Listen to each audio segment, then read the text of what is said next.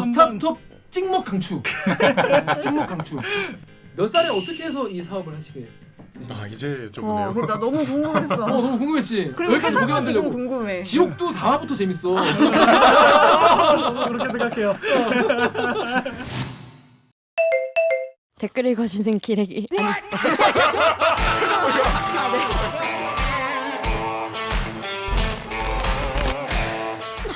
댓글 힘든데 읽어주는 이렇게 기자들 찔렀네. 기레기 아닙니다. 지금 여러분은 본격 KBS 소통 방송 댓글 읽어주는 기자들을 듣고 계십니다. 오늘 방송도 구조할 구독과 좋아요, 알림 설정까지. 눌러주세요. 네. 자, do you know K 스타터? 부끄러워. 제가 아까 뭐 영어를 계속 하다 보니까 Do you know K-pop? Do you know 손흥민? Do you know 김치? Do you know 싸이? Do you know 기생충? Do you know 패러사이트? Do you know 스퀴드 게임? Do you know 헬바운드? 요즘에 Do you know가 너무 많아요. 여기 많아. 자, 그런데 이제 Do you know가 이제 K 스타트업, 한국의 스타트업이 너무나 훌륭한 분들이 많다는 거예요. 그리고 이제 내가 아이디어가 괜찮은데 이거 스타트업으로 해볼까? 뭐 이런 분도 계실 거고. 내가 지금 기존 내 회사는 나를 좀 감기 너무 좀 좁아. 나는 톱니바퀴가 되고 싶지 않아. 나 뭔가 작은 기업이지만 성장 가능성 있는 곳에 가서 내가 뭔가 더 큰 꿈을 펼치고 싶어. 그래서 스타트업 취업을 지금 생각하는 분도 계실 거고. 조카가 스타트업 취업한다고 해서 걱정하고 계신 분도 계실 거고. 스타트업으로 시작하는 회사에 투자해도 될까? 이런 생각을 하는 분도 계실 거예요. 그래서 대리기가 요거 한번 코너로 한번 해보면 어떨까 이런 생각이 들어가지고 파일럿을 한번 해보는 겁니다. 여러분 한번 보시고 괜찮다, 재밌다, 들을만 하다 싶으시면 구독 댓글란에 좀 얘기를 해주시고, 그리고 만약에 괜찮다 고정 코너로 가도록 하겠습니다. 대리기 스타트업 판단받는 건가요? 네? 판단의 장인가요 오늘? 그죠, 판단의 장. 네. 이제 제물로 이제 올린 거죠 이렇게. 네. 그래서 부모님이 스타트업 이제 아세요?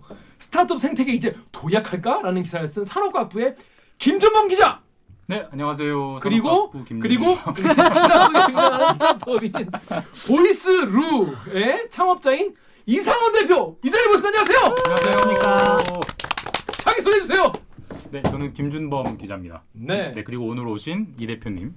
이 대표 자기 소개해 주시죠. 네, 안녕하세요. 보이스로 스타트업 운영하고 있는 이상헌입니다. 반갑습니다. 대표님이죠. 대표님 실례지만 연세가 어떻게 되십니까? 저 29. 와우. 왜? 미쳤쥬?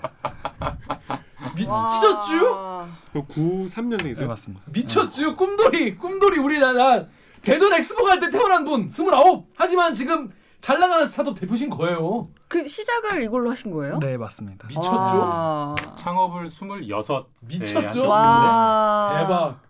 머리가 우리는 되게- 26에 뭐 했나를 한번 생각해 보면. 나는 26에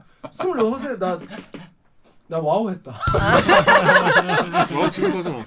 자, 아무튼 이 기업 얘기도 궁금한 게 많은데 그 전에 네. 일단 스타트업을 왜 오늘 갖고 왔는지, 김준범 기자가 왜 스타트업 관련해서 좀 앞으로 좀 소개를 하고 싶은지 이런 얘기부터 시작을 해볼게요.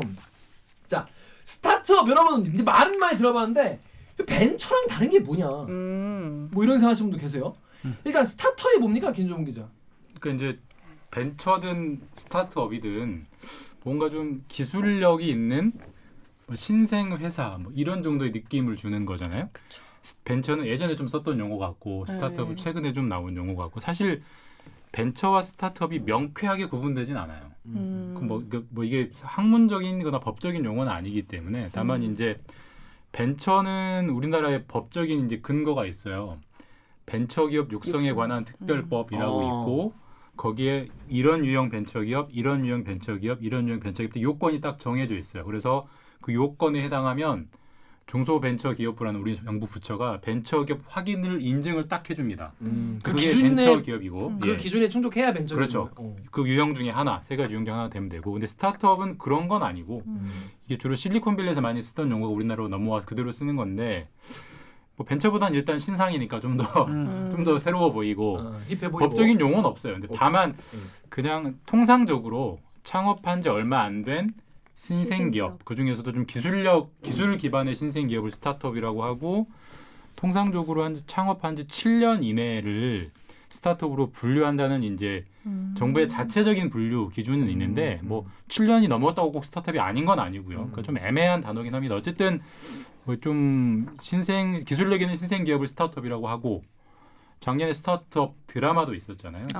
있었죠. 그럴 정도로 이제 스타트업이 이제 우리나라의 경제의 한 용어로 자리 잡고 있는 그런 새로운 현상이죠. 그거랑 비슷하네. 신혼부부. 네? 신혼부부도 법적으로 7년. 아 그래? 그럴걸요? 그래? 혜택 청약 받는 같은 그 거 할 기준. 때. 네. 신혼부부의 근거에서 신생기업.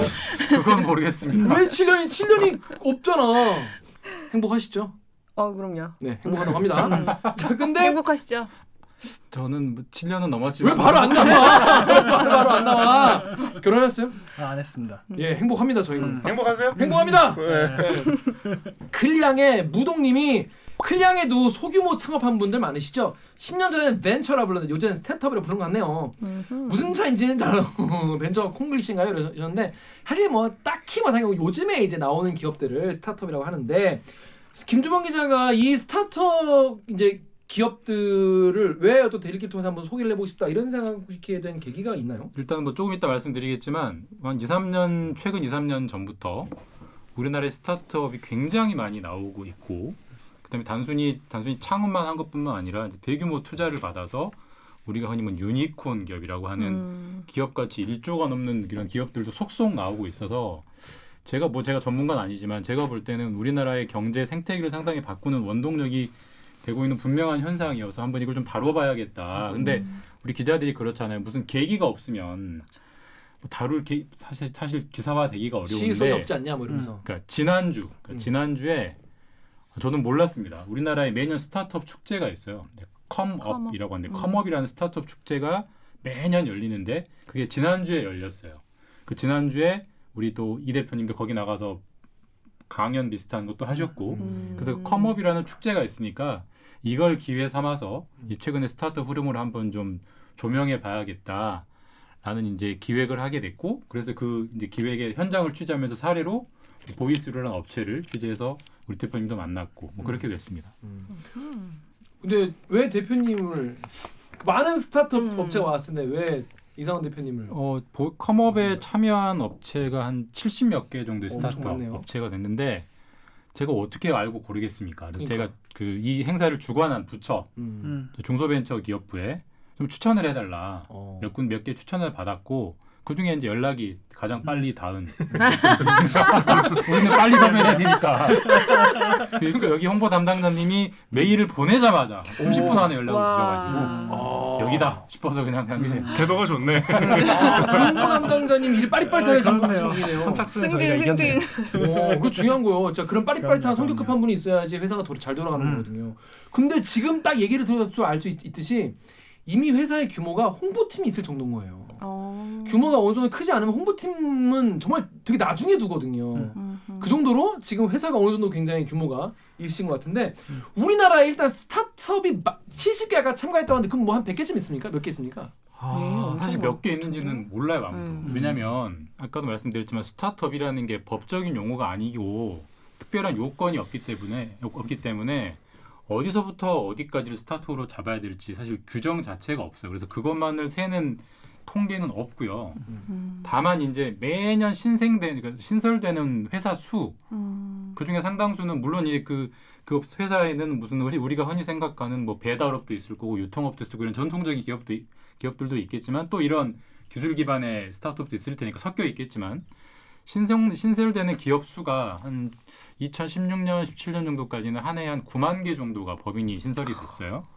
근데 작년부터 갑자기 늘어서 12만 개, 올해도 한 13만 개 정도 창업이 될 것 같은데 뭐 그게 다 스타트업을 할 수는 없겠지만 그 창업되는 기업 수가 그만큼 늘고 있다 보니까 스타트업이 그래도 최소한 수십만 개는 있을 거다라고 이제 생각을 하고 근데 창업을 하는 것만으로도 이제 중요하지만 기업이 생존을 해야 되잖아요. 그렇죠. 문을 안 닫아야 되잖아요. 그러니까 데스밸리 죽음의 문턱을 잘 넘어야 되는데 그걸 데스밸리라고 우리나라에서 신생되는 기업들의 생존율이 한 5년 생존하는 율이 한 30% 정도 되더라고요. 그러니까 매년 한 10만 개 이쪽 저쪽이 신설되는데 30%가 5년을 생존한다 그러면 얼추 잡으면 최근 5년 동안 창업된 스타트업이 최소한 한 3-40만 개 정도는 된다라고 봐도 현실과 다르진 않겠다는 추정은 되는데 그렇게 많이 생긴다. 정확히 몇 개 있는지는 정부도 모르고 저도 모르고 아무도 모릅니다. 네. 아무튼 굉장히 빨리 늘어난다. 빨리 늘고 있는 건 이 확실합니다. 대표님 주변에도 스타트업 새로 생겼다는 소식이 그래도 예전보다 되게 많이 들어오는 편인가요? 엄청 많죠. 그래서 저도 스타트업 동아리, 스타트업 학회에서 시작한 동아리. 거거든요. 오. 그래서 저희 선배들이랑 후배들도 전부 다 이 씬에서 본인의 사업을 하고 있고 굉장히 많이들 시도하시고 또 많이들 잘 되는 편이에요. 그 옛날에는 이거 벤처 붐일 때 벤처 동아리 때 많았잖아요. 저희 그쵸, 때는 그쵸, 벤처 동아리. 그쵸.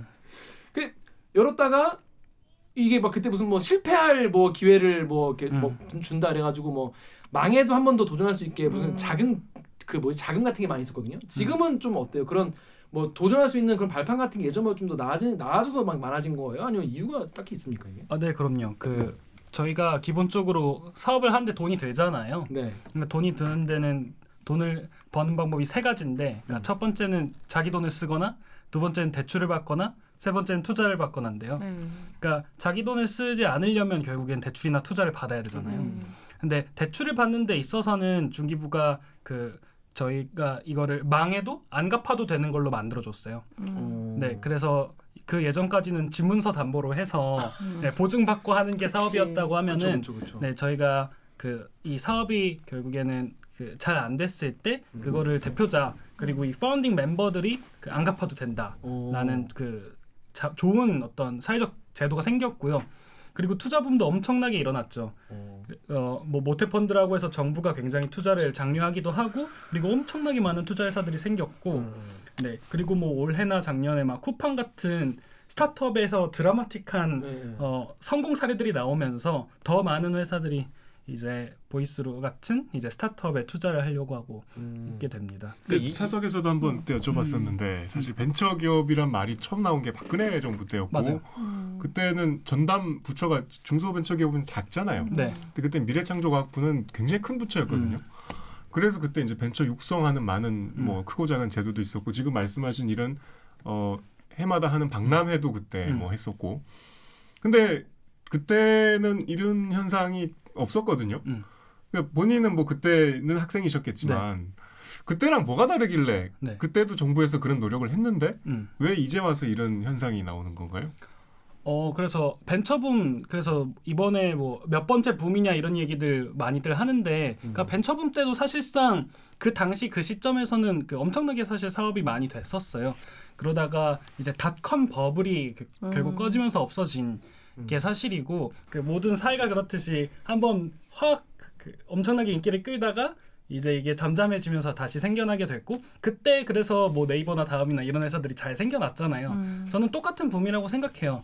그래서 지금은 잘 원숙되고 있는 기간이다라고 보고 있고 그래서 그때랑 지금이랑 엄청난 차이가 있다라고 사실 보지는 않아요. 그 말씀하신 시기가 박근혜 때가 아니고 더 이제 전이죠. 김대중 정부 때 네, 말씀하신 것 같아요. 맞아요. 그때 이제 정말 많은 벤처 기업들이 맞아요. 근데 제가 여쭤본 거는 뭐 길게 얘기할 건 아닌데 정부에서 그런 노력을 똑같이 했었는데 왜 유독 지금 붐이 이렇게 불과 한 4-5년 전이거든요. 아주 짧은 시간밖에 안 흘렀는데 그게 궁금했는데 넘어가시죠. 그러니까 제가 볼 때는 코로나의 힘입니다. 그러니까 코로나 때문에 정부가 무한하게 돈을 풀고 있잖아요. 전 세계 모든 정부가 그 돈의 상당수는 기업의 투자 쪽으로 들어오고 있는 거고 사실 요즘 업계 이런 말도 있어요. 요즘은 투자하는 사람이 을이라고. 그러니까 투자하는 싶은 돈은 있는데 투자할 아이템을 찾기가 어려울 정도로 이 투자금이 많거든요. 근데 이게 무슨 문재인 정부가 잘해서라기보다는 이 코로나 위기 극복을 위해서 돈을 전방위적으로 풀다 보니까 그 영향의 하나로 여기에 돈이 몰려온 측면이 분명히 있어요. 그렇기 때문에 사실 지금의 스타트업이 또 꺼지지 않고 지속될지냐 여부는 앞으로 봐야 돼요. 왜냐하면 내년부터 이제 긴축을 하면 돈줄이 마르기 시작할 텐데 그럼 여기도 투자금들이 좀 올해나 작년만큼 못 들어올 거거든요. 그럼에도 불구하고 이제 자체적인 생존력으로 살아간다면 정말 스타트업 생태계가 도약을 하는 거고 그게 아니라면 2000년대 초반에 닷컴 버블처럼 반짝 버블에 일어났다 꺼질 수 있는 그런 확률도 있고 그러니까 사실 돈줄의 힘이 크죠. 물론 뭐 기술의 힘도 있겠지만 네. 그리고 플랫폼이 대부분 플랫폼을 기반으로 한 스타트업들이 되게 많았잖아요. 그러니까 플랫폼 붐이 일면서 카카오톡 사업 확장과 함께 그러니까 돈이 정말 거기로 막 몰리는 거죠. 막 투자하면 어떤 기업 조금만 투자해도 어떤 기업은 막 몇 배의 수익을 얻을 수 있으니까. 대충 다 맞는 말이니까. 네. 그리고 그 사업적으로도 그 돈적으로도 말고 사업적으로도 이런 포인트들이 있어요. 그러니까 이제는 되게 양질의 서비스를 만들어내는 게 되게 쉬워진 거죠. 그러니까 옛날에는 그러니까 뭐 불과 5년 전이기는 하지만 그 기술을 개발하는 것 그리고 뭐 웹사이트의 플랫폼을 만들어내는 것들이 굉장히 어려웠어요. 저희가 클라우드 서비스다라고 해서 AWS 뭐 아마 그 애저 이런 것들이 예전에는 데이터 센터가 있어야 됐던 영역이에요. 서버가 있고. 네, 서버가 정말 물리적인 서버가 있어야 됐던 영역에서 이제 누구나 그런 서버를 그 사용성의 기반으로 돈을 낼 수 있는 형태가 아마존에 됐고 신청만 하면 되니까. 맞아요. 그리고 그 개발 플랫폼을 개발한다고 해도 예전에는 정말 뭐 C나 C++ 이게 굉장히 사실 난이도가 높은 개발이었거든요. 근데 지금은 비전공생들도 개발자가 될 수 있는 트랙이 될 정도로 사실 개발이라는 어떤 굉장히 허들이 높은 그런 높았던 토픽들이 굉장히 낮아졌죠. 그리고 뭐 비즈니스도 사실 마찬가지인 것 같아요. 저희가 이제는 뭐 쇼핑몰을 하나 만든다 해도 이제는 누구나 만들 수 있는 세대가 됐잖아요.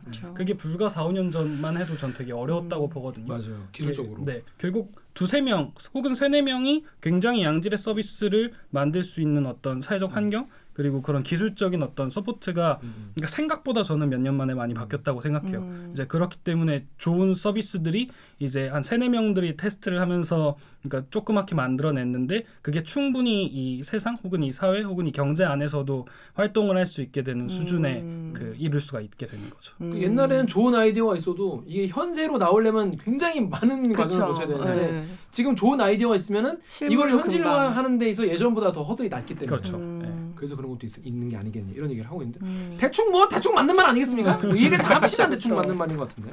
근데 옛날에도 약간 독특하게 다른 점이 이제 그 김준범 기자가 지적한 게 뭐냐면 대기업들이 스타트업을 이제 바라보는 관점이 좀 달라졌다는 거예요. 그러니까 예전에는 그냥 얘를 빨리 경쟁 상대로 생각해서 죽여버리려고 했는데 고사시켰죠. 고사시키는데 지금은 좀 달라졌다. 어떻게 달라졌습니까? 그러니까 예전에는 사실 그런 일이 많았죠. 저희 이제 그런 것들이 저희 뉴스로 많이 제보로도 들어왔지만 기술력 있는 중소기업들이 있으면 대기업에서 이거를 표절이라고 보기도 애매하고 아니기도 애매한 방법으로 그냥 기술 베껴가 버리고 사실 억울하면 법으로 싸워라 이런 일들이 사실 비일비재했고 그 다음에 유사한 비즈니스 모델을 뭐 회장님 아들한테 똑같이 하게 해서 자본력으로 다 일감 몰아줘가지고 키워서 결국은 먼저 그 출발했던 그 신생기업을 죽여버리고 이런 일들이 비일비재했지만 지금은 사실 이제 카카오가 그런 역할을 많이 해줬는데 지금은 대기업들이 그렇게 하기보다는 정말 욕심나는 기업이 있으면 이제 그 기업을 돈을 주고 사죠. M&A를 해서 그래서 그 창업한 사람에게 정당한 대가를 받게 해주고 그 사람은 또 그 돈을 가지고 또 무언가를 투자해서 또 투자하거나 창업하거나 이런 선순환 구조를 만드는 게 이제 하나의 바람직한 모델로 자리 잡혀서 대기업 삼성이나 SK나 LG도 정말 진심으로 원해서 그렇게 하는 건지 아니면 사회적 눈치를 보려고 그렇게 하는 것까지는 아직은 모르겠지만 어쨌든 표면적으로는 더 이상 예전처럼 나쁜 짓은 덜 하려고 하고 어쨌든 스타트업과 공생하려고 하고 스타트업에 투자도 하려고 하고 또 욕심나는 기업은 정당한 대가를 주고 살려고도 하고 물론 현장에도 아직도 문제들이 있긴 하겠지만 근데 분명히 분위기는 좀 바뀌고 있다라고 기자인 저는 그렇게 보이는데 더 잘하시는 건 현장에서 느끼시는 대표님이 잘 아시겠죠. 좀 그런 게 있나요? 그럼요. 그 두 가지 정도 그 생각보다 M&A가 잘 되는 우리나라가 된 거는 저는 얼마 안 됐다고 생각해요. 그 전까지만 해도 굉장히 뭐 지분의 51%만 사서 그러니까 회사의 그 어떤 대주주가 돼서 액션을 한다던가 아니면 그 안에 굉장히 코어한 인력들만 빼간다던가 아니면 비슷한 서비스를 런칭을 한다던가 이런 게 불과 몇 년 전만 해도 엄청 성행했었죠. 근데 저는 이게 두 가지 때문에 바뀌었는데 첫 번째는 말 그대로 옳지 않은 방향이다라는 것들이 되게 사회적 논문으로 된 것 같아요. 여론이 네. 다 인식하는 거죠. 네, 그거 뺏어간다. 네. 진짜 왜 훔쳐가냐. 약탈적 네, 자본이다. 약탈적 자본이다라는 얘기가 엄청 많이 나왔고, 그래서 그것들이 이제 잘못됐다라는 인식이 하나 생겼고, 두 번째는 그럼에도 불구하고 뭐 만들어내거나 아니면은 약탈적 자본으로 가져와서 런칭한 것들이 생각보다 되게 많이 실패했어요. 그 이유는 결국에는 만들어내는 건 사람이고 그 만들어내는 그 노하우도 그 사람에게 있는데 쉽게 얘기해서 무슨 농촌에 있는 그 공장을 하나 산다. 그 공장을 하나 산다 했을 때 그 공장 자체의 자본을 사지만 그 주인장 이 공장의 대표님이 공장장님이 나가셨을 때 실제로 공장 안 돌아가는 그런 경우도 되게 많거든요. 그러니까 실제 요체는 그 회사와 그 프로덕트와 그리고 그걸 만들어내고 여태까지 돌리고 있던 사람이다. 그래서 이런 생각들이 되게 많아진 것 같아요. 그래서 그 브랜드만 산다거나 아니면 몇 명의 사람만 빼앗아 만들었다거나 이런 게 다 실패를 하게 된 거죠. 그래서 이거를 통째로 가져와서 인큐베이팅을 잘 시키고 이거를 기존의 대기업의 사업과 잘 연계를 시켜야 이제 그때서야 잘 돌아가게 되는 형태들이 많이 나오게 돼서 이제는 좀 그러니까 정당한 M&A들 그리고 올바른 방향성 이런 것들이 굉장히 잘 그러니까 돌아가게 된 것 같아요. 예를 들면 우리 회사에서 이제 대들기를 우리를 다 멤버를 빼고 새로운 멤버를 채워 넣는 거예요. 회사에서. 그 똑바로 하겠냐 말이야. 똑바로 안 해. 아니 제가 그 얘기를 비슷한 얘기 하고 싶었던 게 뭐냐면 사람은 사람이거든요. 이게 사람이기 때문에 자기가 뭔가 만들어서 하는 거에 대해서는 정말 애착도 가지고 그쵸, 또 120% 일을 내가 자발적으로 하게 되고 어떻게 하면 잘할까 고민도 하고 그러는데 내가 남의 거 베낀 거 뻔한 거 회사에서 발령내서 거기 가서 해라. 열심히 하겠습니까? 안 해. 하는 척만 하지. 회사에서 핵심 인력 보내겠습니까? 안 보내요. 당연히 망하지. 안 돼. 이게 되게 신기한 게 아이고 조직에서 까라면 까는 거지. 까라면 까는지만 까는 척만 하는 거예요. 이게 누구한테 얘기하는 거예요? 되게 지금 많이 감정이입을 많이 하고 울분이 지금 스타트업 해야 되는데 이게 우리 스타트업이거든. 맞습니다. 이게 이게 산의 스타트업 같은 거거든요. 나 말고 딴 사람 안 써. 이거 김기아가 하던 건데 이거 똑바로 하고 싶냐고. 그러니까 저 빼가려는 생각하지 마십시오. 그러니까 인사 때 건들지 마라. 인사 때 건드리지 말고 계속 하게 해주십시오 제발. 열심히 하겠습니다. 내가 진짜 열심히 하잖아. 김혜수 감독님 모시라고. 화를 내다가 읍소를 하네. 왜냐하면 난 유리니까 엽소를 하는 바입니다. 그러니까 M&A를 하는 분위기라고 하는 건데 그래서 공교롭게도 오늘 KBS 단독 보도가 뭐가 있냐면 함께 하길 꿈꾼다더니 LG 스타트업 앱 표절. LG가 청소 연구소, 청소 홈케어 서비스하는 그 앱 그 개발사가 하는 거를 또 LG 홈인이라고 똑같이 만들어가지고 지금 이렇게 됐다는 이제 보도가 지금 하나. 도우미와 이용자 간의 매칭 시스템에 대해서 그 표절을 해가지고 또 그랬다고 하고 옛날에 라인이 이제 그 뭐 당근마켓 거를 또 중고 마켓에서 또 표절했다 이런 의혹이 있어가지고 아직까지 우리나라 대기업들이 되게 다 착하다 이렇게 보기에는 아직은 너무 좀 더 경계심을 좀 가져야 한다 이런 상황이다. 아직 K 대기업 아직 죽지 않았다. 아직 K 대기업이다. 아직 안심할 수 없다. 뭐 이런 상황이지만 하지만 상황은 예전보다는 확실히 나아지고 있는 건 맞는 것 같고 전반적인 분위기는 맞아요. 정당하게 M&A를 통해서 그 기업의 멤버들과 다 하나 사고 그 뭐 이거의 대표는 예를 들어 엑시트를 할 수도 있고 이거 돈을 받고 나가서 자기 수업을 또 따로 할 수도 있고 그 회사에 들어가서 또 일을 할 수 있는 거죠. 그런 상황이라는 거죠. 자 그런데 여러분 이제 이렇게 여러분 스타트업 대표를 저희가 직접 모신 건 처음이기 때문에 전 사실 이런 게 좀 뭐랄까 되게 신기해요. 그러니까 세상에 내가 그냥 다이다이 뜨겠다고 나온 거잖아요. 20대 때. 그런 용기가 되게 좀 뭐랄까 너무 신기하고 저로서는 되게 존경스러울 정도인데 일단 몇 가지 좀 여쭤보고 싶은 게 있어가지고 좀 일단 보이스루라는 이 어플리케이션 그 사업의 대표신데 일단 몇 살에 어떻게 해서 이 사업을 하시게 되신 거예요? 이제 여쭤보네요. 나 너무 궁금했어. 너무 궁금했지. 그리고 여기까지 보게 회사가 지금 만들려고. 궁금해. 지옥도 4화부터 재밌어. 저도 그렇게 생각해요.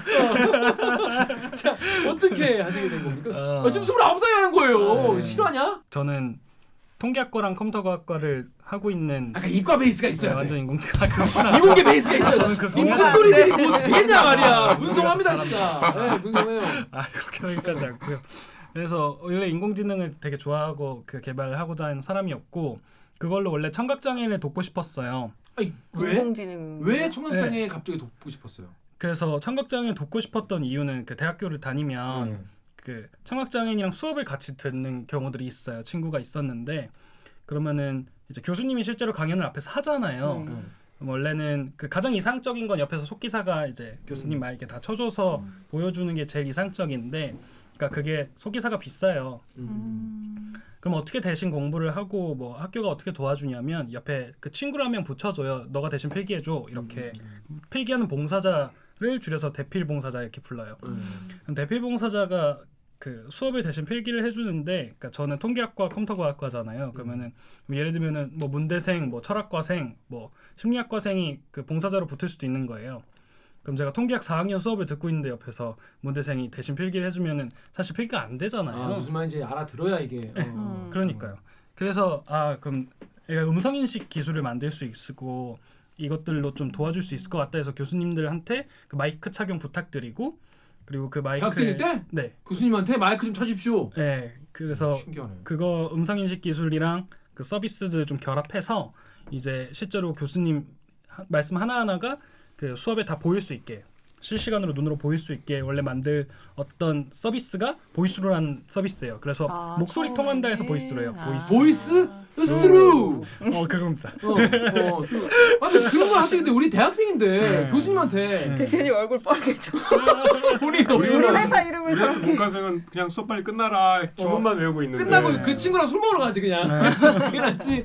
근데 선생한테 마이크를 다 채워드리고 그리고 앞에 이거는 저런 학생 있으면 욕하지. 아, 뭐야 쟤. 근데 이거 다 끼워달라고 하고 교수님도 말씀하시면은 그 말이 무선으로 송신이 돼서 여기서 글자로 나오게 보이는 만든 거죠. 거예요? 네. 와. 그래서 그 서비스를 그 대학에 다닐 때 했었고, 그 좋은, 그러니까 지금 팀원들이랑 했었어요. 그 몇 명이서 개발한 거예요, 그거를? 또 프로그램이 있어야 할 거 아니야? 네, 뭐 이것저것 조합해서 만드는 건데 한 3-4명이면 만들 수 있어요. 오. 금방 만들어요. 네. 그래서 그걸로 처음 시작을 했었고, 뭐 문성하다 진짜. 금방 만들고 금방 만들어 어떻게 만들어? 그러니까. 근데 아무튼. 네. 응. 그러다가 이제 이게 사업을 좀 해봐야겠다라는 결심을 필요한 사람도 팀원들이 있겠다.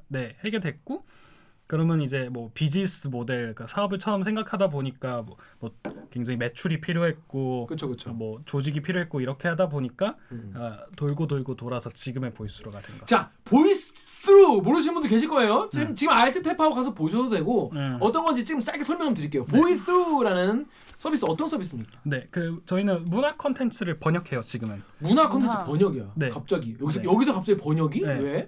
처음에 그럼 우리가 이 자막을 만들 수 있으니까 교수님이 얘기하는 거를 자막을 만드는 거잖아요.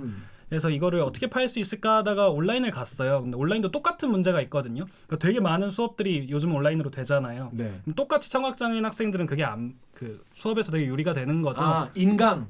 인강을 못 본다. 네. 왜냐 자막이 없으니까. 네, 그러네. 그렇죠. 그건 생각 못했네. 네, 그래서 그 자막을 만드는 걸로 조금 아이템을 더 고도화를 했고, 그 다음에는 이걸 어떻게 팔아봐야겠다 하다가 번역을 붙이게 된 거예요. 왜냐면은 유튜버들이 이거를 처음에 좀 유튜버 분들께 팔아보다가 유튜버 분들이 외국인 팬들이 진짜 많이 보는데 이 외국인 팬들도 볼 수 있게 만들어 달라라고 해서 번역이라는 시스템을 잘 만들어서 붙여냈고, 그래서 이렇게 넘어와서 저희가 그 컨텐츠를 번역하게 됐고요. 그러니까 지금은 그 시스템이 생각보다 되게 잘 나왔어요. 그래서 그 웹툰, 뭐 웹소설, 그리고 영화 드라마 이런 K 문화 콘텐츠. 콘텐츠들, 네, 이런 문화 콘텐츠들을 전반적으로 저희 시스템에서 다 번역을 하고 있고, 그래서 일반적인 번역 방식이랑은 조금 달리 혁신적인 방식으로 할 수 있겠다 생각해서 그걸 진행하고 있는 회사입니다. 그러니까 제가 지난주 취재했을 때 약간만 부연 설명을 드리면, 그러니까 이제 주로 유튜브 동영상, 웹툰, 그다음 웹소설, 그다음에 이제 뭐 예능, 드라마, 우리가 아는 OTT의 그런 드라마들.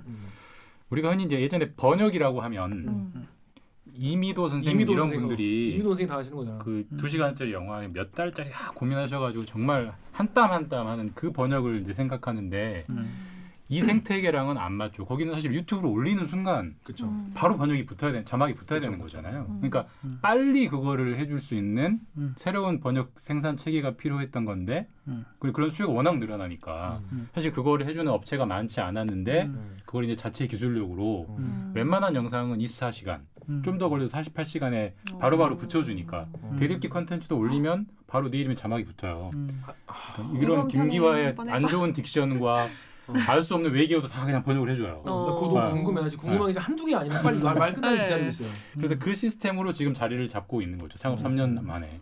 근데 자리를 잡고 있다고 하면은 이 어른들은 또 이해를 못해. 이 어린 왕자 봤습니까? 어른들은 숫자로 얘기를 해줘야 돼. 숫자로. 이게 그래서 걔네 아파트는 얼마짜리니? 걔네 아파트는 뭐 아파트 베란다에는 아름다운 꽃이 있어요. 아 됐고 몇 평이니 얼마니 이렇게 물어보거든. 지금 회사 규모를 숫자로 얘기하면 대충 어떤 정도입니까? 일단 저희 내부 직원 숫자는 그 저를 포함해서 한 80명 정도. 80명. 네.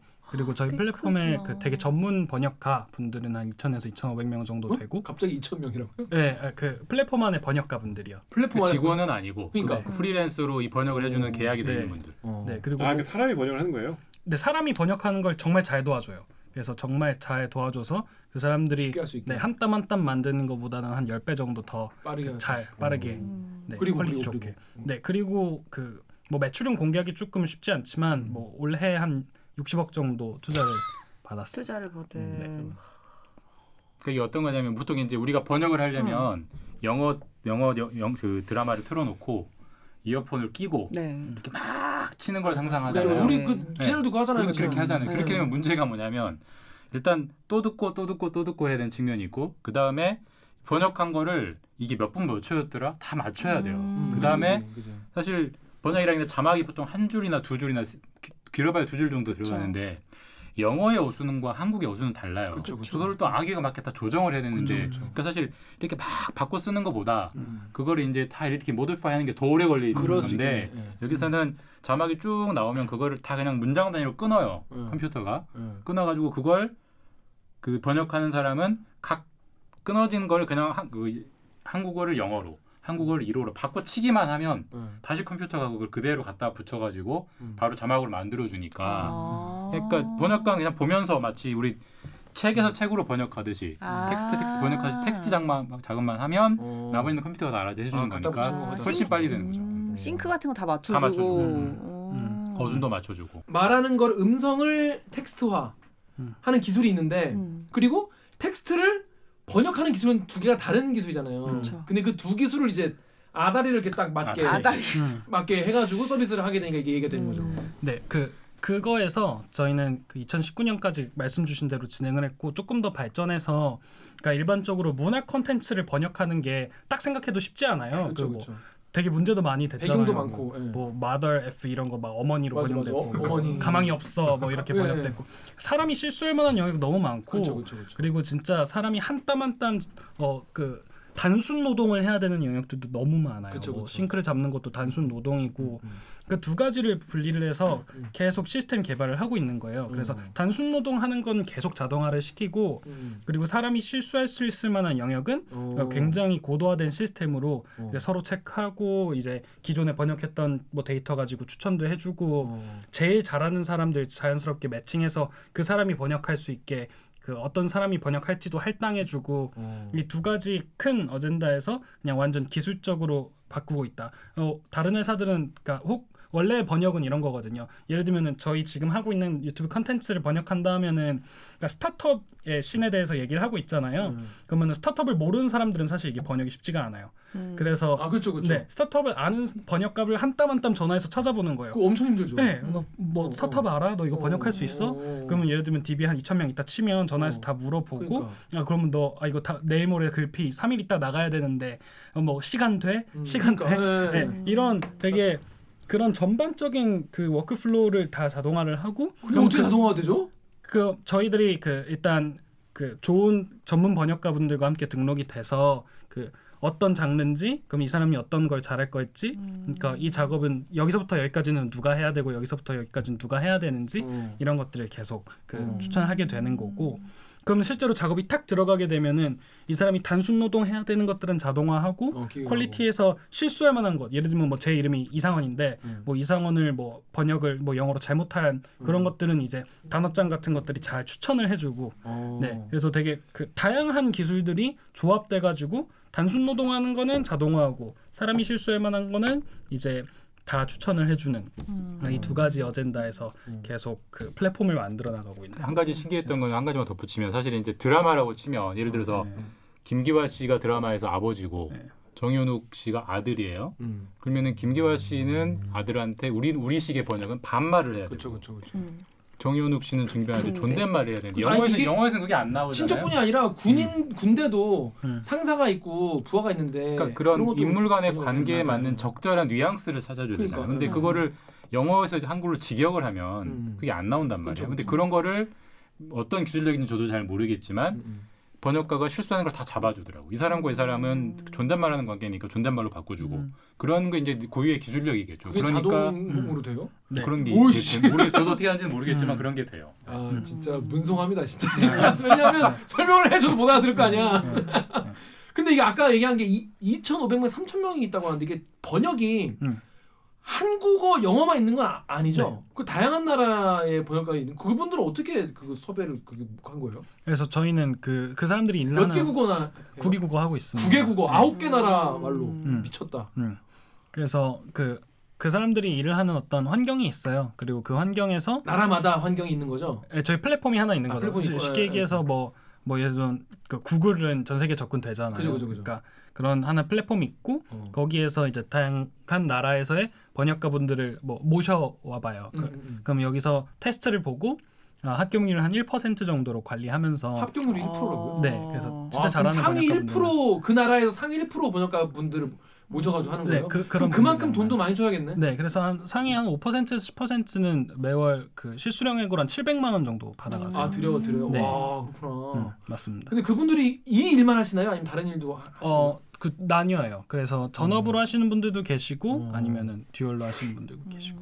번역을 준비해 늦었어. 근데 다른 9개국 그 나라의 번역가 분의 그 퀄리티 컨트롤하는 부서가 또 따로 있겠네요. 나라마다 그럼요. 조금씩. 네, 있습니다. 이야 대단하다. 왜냐하면 지금 디즈니 플러스가 번역 개판이라고 지금 네. 사람들이 엄청 화를 내고 있거든요. 맞아요. 네. 그런 경우에는 보이스로의 그 일을 안 맡겼나 봐요. 네, 제가 잘해야죠. 저희가 해야 될 것 같아요. 그러니까 디즈니 플러스 여기에 연락하셨어야지. 제가 찾아뵙겠습니다. 그러니까 그 지금 혹시 그럼 OTT랑도 일을 하세요? 네, 뭐 저희 고객사 이름을 말씀드리긴 좀 쉽지 않지만 네, 네, OTT랑도 일을 하고 있습니다. 그렇구나. 네. 왜냐면 워낙 이 콘텐츠가 많으니까. 근데 그러면 예를 들어서 한국어를 9개 국어로도 할 수 있으니까 네.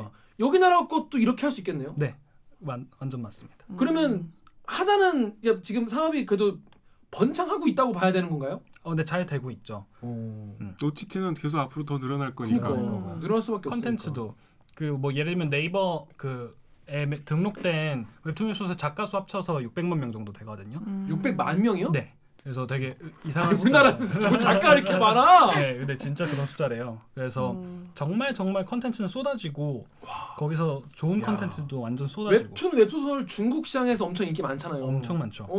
아니 뭐 유럽에서도 본다면서요? 네, 요즘 유럽에서도 엄청 우리 많대요. 웹툰을 막 빨리 다음 회에 올려달라고 댓글이 많이 달린다대. 맞습니다. 아니 근데 웹소설은 텍스트가 더 많잖아. 네. 영상보다. 네, 그 외국인들이 우리나라 콘텐츠를 진짜 사랑하죠. 많이 봐요. 이런 걸 왜 보지 싶을 정도로 되게 많이 보는 게 제가 취재하면서도 우리 브이로그라고 해서 보통 이제 그 일상 자신의 일상들을 네네네. 보여주는 뭐 요리도 하고 뭐 청소도 하고 가족들하고 놀기도 하고 이거 잘라서 올리잖아요. 외국인들이 그걸 굉장히 많이 보더라고요. 나는 왜 보는지 이해는 잘 안 되지만 지금 예. 넷플릭스에 예. 인도네시아 같은 경우에는 1위부터 10위까지가 다 한드예요. 맞아요. 네, 네. 인도네시아는. 맞아요. 인도네시아 인구가 몇 명이야? 한 4억 되나? 엄청 많아요. 음. 거기 1위부터 10위가 다 한드야. 음. 인도네시아 사람들이 한국 컨텐츠 엄청 많이 보더라고. 음. 그거 다 해야 되는 거 이거. 얼마나 일이 많겠어. 음. 그렇습니다. 지금이라도 인도네시아어를 공부를. 야, 그거 해. 지금 인도네시아 가서 K자를 달고 뭐를 해도, 해도 다 어. 성공해요. 그러니까. 진짜 그런 분위기예요. 네, 정말. 인도네시아에서 하셨어요. 아, 그러셨구나. 네. 자, 그렇죠. 지금은 저 약간 사적인 질문. 네, 사적으로. 저희 대들기도 말이죠.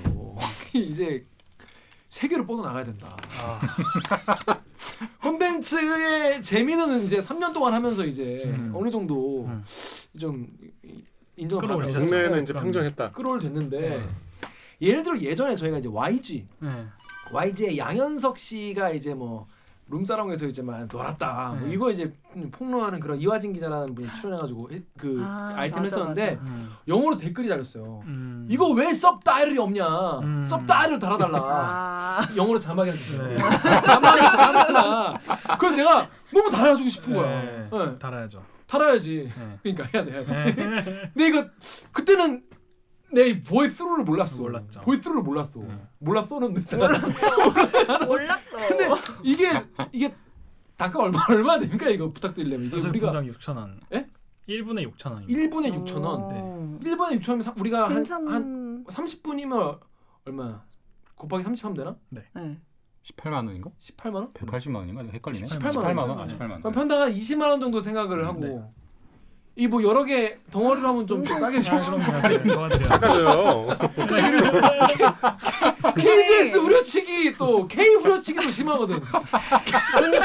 분당 말 많은 거 그런 건 아세요? 근데 웃기게 걔기는 계속 말만 해서 인성 커져. 그러니까. 계속 일할 분량이 엄청 많아. 이렇게 계속 말하거든. 그리고 딕션도 안 좋아. 그래서 똑같이 말하시는 거죠. 아, 네. 추가수당 안 받고. 받겠습니다. 네, 제가 조만간 한번 연락드리도록 하겠습니다. 주세요. K 후려치기 한번 하면 된통 한번 맛을 네. 보여드리도록 하겠습니다. 근데 되게 놀랍네요. 이런 컨텐츠도 외국인들이 보시는 게. 왜냐하면 K-팝이 관심 많으니까 YG도 관심이 많고 그 뭐야 승리 구속되면서 막 승리 아이템에 대해서 관심이 많고 이래가지고 그게 관심이 많았어요. 그렇겠네. 그래서 그런 게 좀 있으면 좋겠다 하고 생각을 했었거든. 자, 그런데 또 혹시 뭐 앱에 대해서 궁금한 거 있어요? 이 사업에 대해서? 그러니까 이제 결국 번역 사람이 하는 거잖아요. 맞습니다. 그게 되게 경쟁력의 핵심인 것 같아요. 맞아요. 네. 네. 맨파워를 그리 딱 아무리 구축해 놓은 빨리 거야. 돼도 음. 번역이 구리면 안 하죠. 안 하거든요. 맞아요. 전혀 수요가 맞아요. 없을 텐데 네. 일단 번역하시는 분들 그분들이 등록하는 그 기준이 있어요. 자격 기준이? 네, 그럼요. 저희 시험을 봐요. 네. 시험을 봐요? 네. 시험을 보고 그 시험을 누가 또 봐요? 번역가분들이 저희 내부에서 채점관들이 계세요. 그러니까 정직원인 번역가들도 있나 보네요. 네, 그 퀄리티 컨트롤 하시는 분들이 계시죠. 네, 번역가들을 교육하고 어떻게 번역하는 게 보이스루의 번역이다 이런 것들을 만들어내고. 결국 컨텐츠 경쟁력의 핵심은 또 문과네. 네, 그러니까 맞습니다. 그거 그 위로가 된다고 생각해. 그렇게 아니 정신세계를 그러니까 그게 이렇게 정신세계. 결합이 되니까 경쟁력 있는 거지. 아, 정확한 번역이면 절대 그렇게 안 보여. 네. 그렇죠. 결국- 기계적으로만 하면. 그럼요. 그러면 주로 이제 고객 클라이언트가 어떤 분들 유튜버도 계시고. 네, 유튜버가 그 작년까지는 엄청 많았었고요. 그래서 예를 들면 뭐 유튜버들의 소속사를 MCN이라 부르잖아요. 그죠. 우리나라에 100개 정도 있었는데 그 중에 한 상위 30개가 저희랑 그 하고 있고요. 네, 2020년 오면서 그러니까 저희는 그러니까 좀 더 고급 그럼 우리 플랫폼에서 완전 더 높은 퀄리티도 이 번역가 분들과 함께 만들 수 있겠다 이러면서 영화 드라마 뭐 예능 이런 것들 하게 되면서 그러니까 좀 더 이제 기업체들과 함께하는 사업이 된 거죠. 점차 뭐랄까 이제 진짜 제도권에서도 믿고 쓸 수 있는 음. 그런 업체로 지금 형성하고 계시니까 우리 대들기도 이따가 계약서 하나 쓰고 가세요. 대들기는 또 계약서 먼저 쓰는 KBS 공영방송이 그 국민들의 이 모든 분들에게 알려줄 테니까 좀 싸게 해. 아무튼 이거 잘 끝나고 말씀드리도록 하겠습니다. 자, 근데 궁금한 게 요즘에는 또 취업 준비생들이 되게 많은데 스타트업 취업 고민하는 분도 많아요.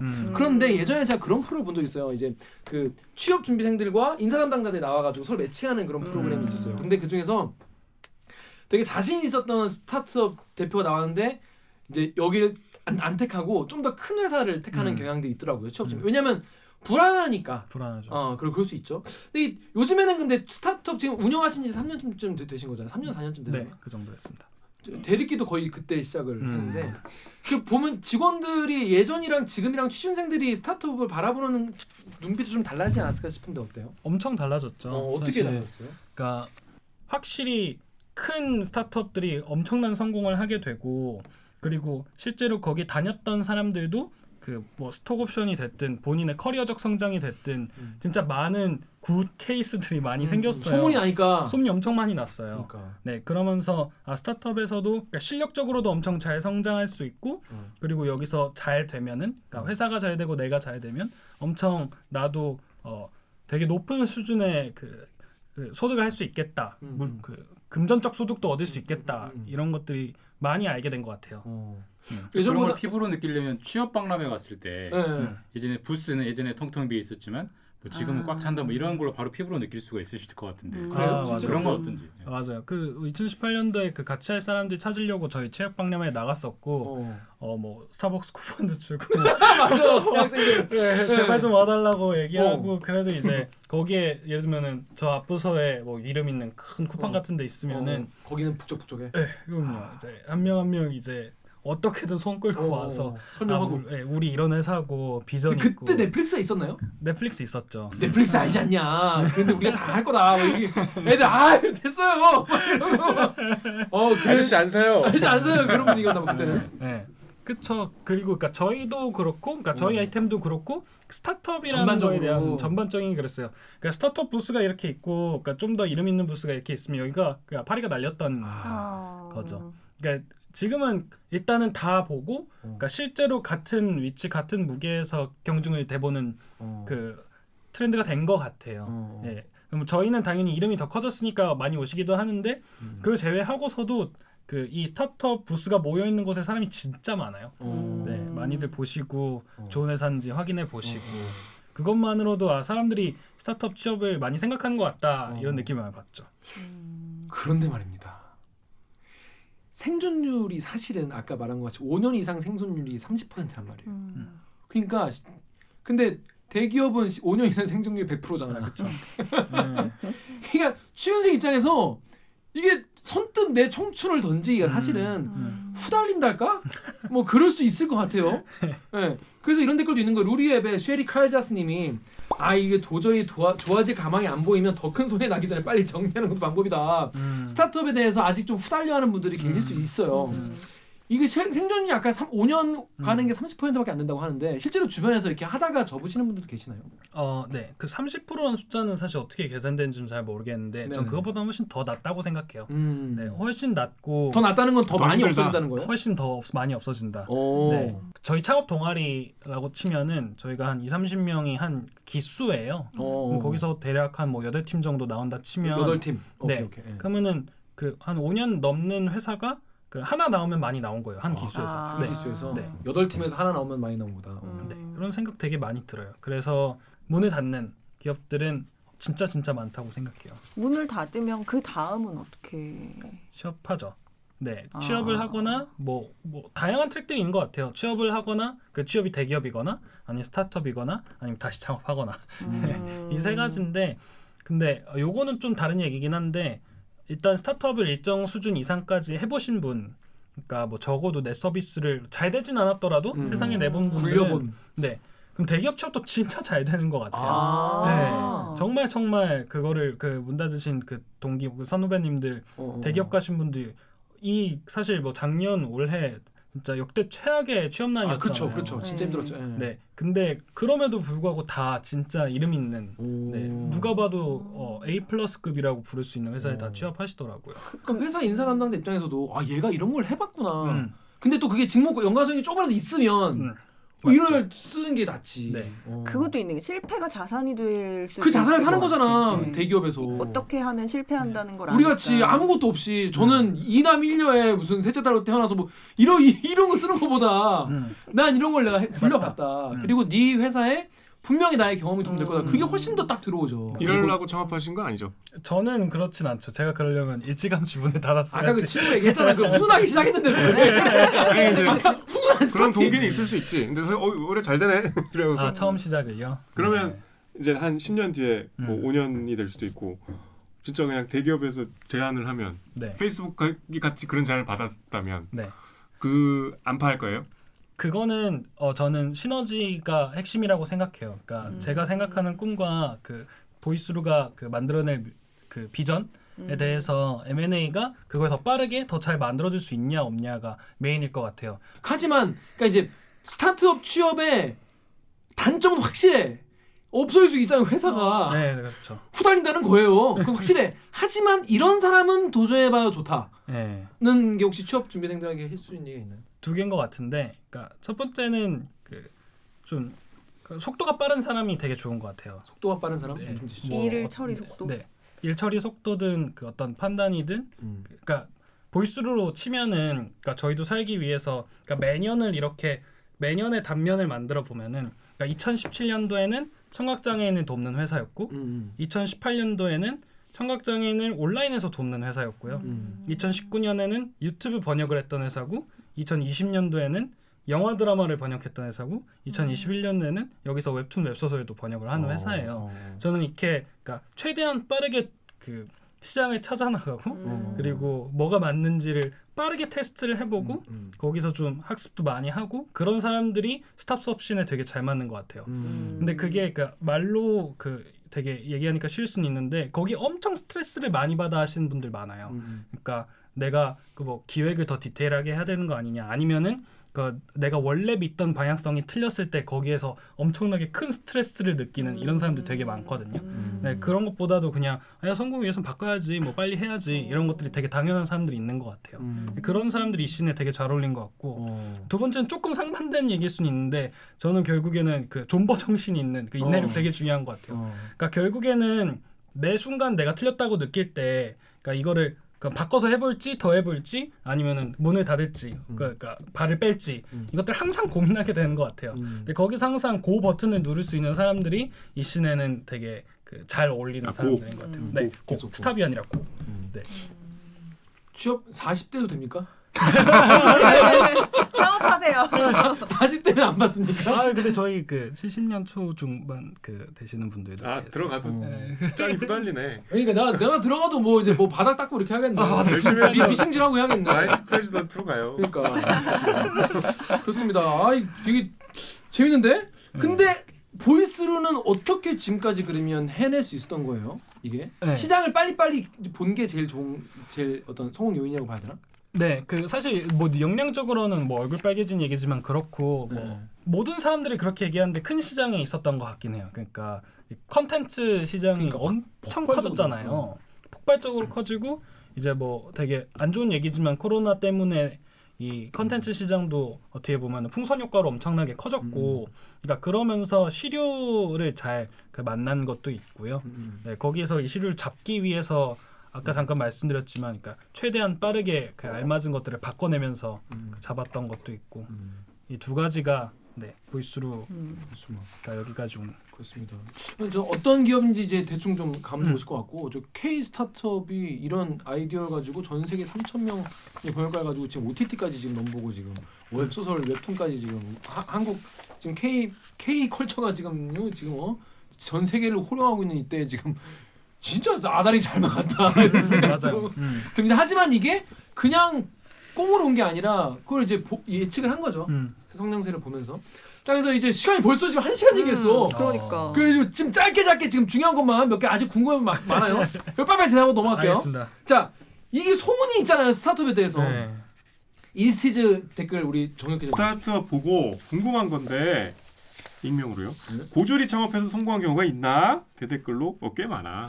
이게 이제 학력이 중요하냐? 왜냐면 뭐 스타트 했다가 무슨 뭐 서울대, 카이스트 이런 얘기를 많이 들으니까 많은 분들이 좀 어디 대학교세요? 전 연세대학교 나왔어요. 그러니까 이게 스카이 아니면 안 되는 거 아니냐 이런 생각을 하시는데 반칙이다. 주변에 네. 이제 스타트 창업자 분들 계시잖아요. 네. 그런 분들 학력이 되게 높은 분들만 계시나요? 절대 아니고요. 그래요? 네네, 정말 잘하시는 분들 중에 뭐 고졸 분들, 네, 뭐 어느 대학 그 나왔는지는 잘 여쭤보는 분위기는 아니지만, 네, 그런 분들만 모여 있는 곳은 아닌 것 같아요. 그렇습니다. 네. 누구나 아이디어와 의지와 존버 정신이 있으면 할 수 있다. 그렇죠. 그렇습니다. 돈이 우선이죠, 학력보다. 돈이 우선인데 오규정 기자가 그 다음 클리앙 댓글 읽으십시오. 클리앙에서 아몰랑님이 정부 투자금을 눈먼 돈이라고 생각하는 스타트업이 부지기수입니다. 자, 정부 투자금 싹 해먹고 내빼는 스타트업 많다. 네. 실제로 그런 사람도 있습니까?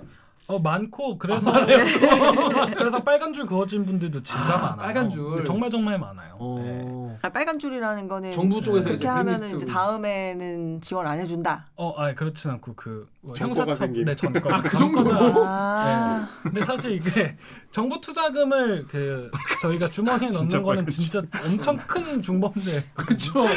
그렇죠. 횡령이잖아요, 이거는. 네. 그래서 돌리는 거는 가능한데 그걸로 그 전과자가 된 분들도 진짜 많아요. 이걸 왜 물어본 거예요? 본인이 그렇게 생각. 아니. 당연한 얘기. 근데 이거는 네. 이런 그러니까 정부 투자금을 네.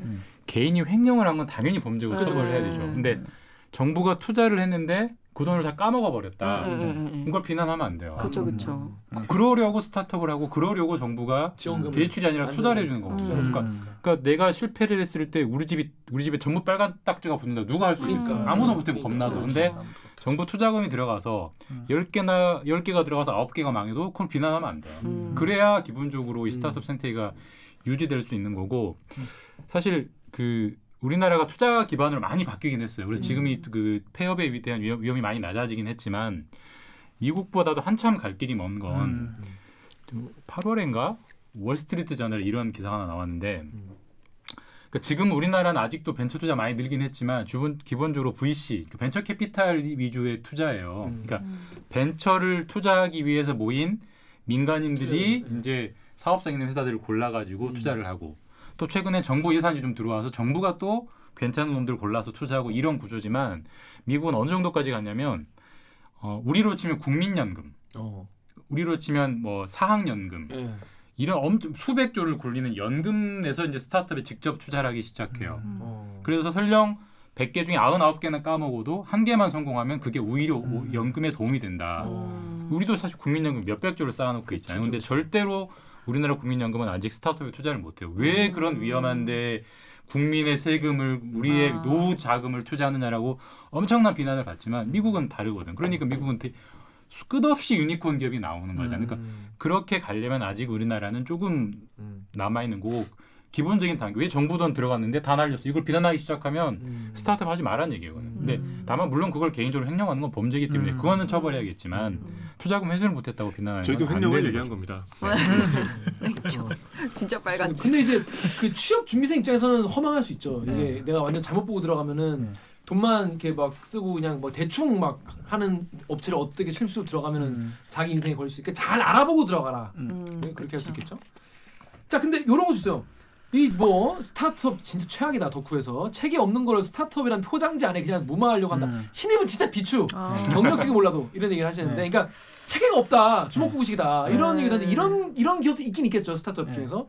피하려면 어떻게 해야 돼요 이런 거를?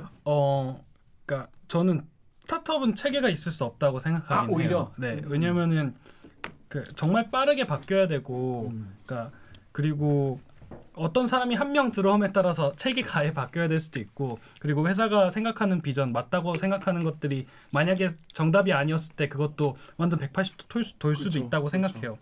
그리고 실제로 그 스타트업의 입장에서 그 업력이 많이 되지 않았기 때문에 굉장히 탄탄한 어떤 인프라적 체계도 당연히 없는 게 완전 사실이고요.